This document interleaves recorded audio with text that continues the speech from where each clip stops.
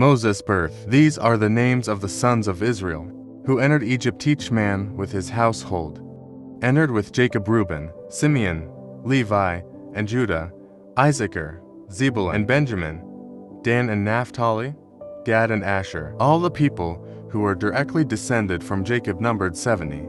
But Joseph was already in Egypt. And in time Joseph and his brothers and all that generation died. The Israelites, however, were fruitful, increased greatly, multiplied, and became extremely strong, so that the land was filled with them. Then a new king, who did not know about Joseph, came to power over Egypt. He said to his people, "Look at the Israelite people, more numerous and stronger than we are. Come, let's deal wisely with them, otherwise they will continue to multiply. And if a war breaks out, they will ally themselves with our enemies, and fight against us and leave the country." So they put foremen over the Israelites, to oppress them with hard labor. As a result they built Pithom and Ramesses as store cities for Pharaoh.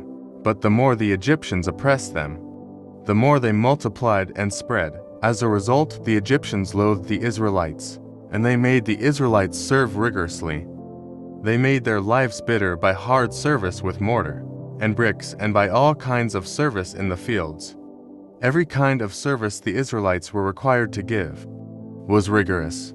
The king of Egypt said to the Hebrew midwives, one of whom was named Shiphrah and the other Puah, "When you assist the Hebrew women in childbirth, observe at the delivery if it is a son, kill him.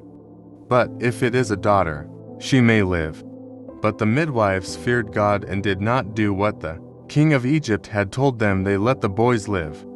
Then the king of Egypt summoned the midwives and said to them, "Why have you done this and let the boys live?" The midwives said to Pharaoh, "Because the Hebrew women are not like the Egyptian women. For the Hebrew women are vigorous, they give birth before the midwife gets to them." So God treated the midwives well, and the people multiplied and became very strong. And because the midwives feared God, he made households for them. Then Pharaoh commanded all his people, "All sons that are born you must throw into the river, but all daughters you may let live." A man from the household of Levi married a woman who was a descendant of Levi. The woman became pregnant and gave birth to a son. When she saw that he was a healthy child, she hid him for 3 months. But when she was no longer able to hide him, she took a papyrus basket for him and sealed it with bitumen and pitch. She put the child in it and set it among the reeds, along the edge of the Nile. His sister stationed herself at a distance, to find out what would happen to him. Then the daughter of Pharaoh came down to wash herself by the Nile, while her attendants were walking alongside the river, and she saw the basket among the reeds. She sent one of her attendants, took it, opened it, and saw the child boy crying. And she felt compassion for him and said, "This is one of the Hebrews' children."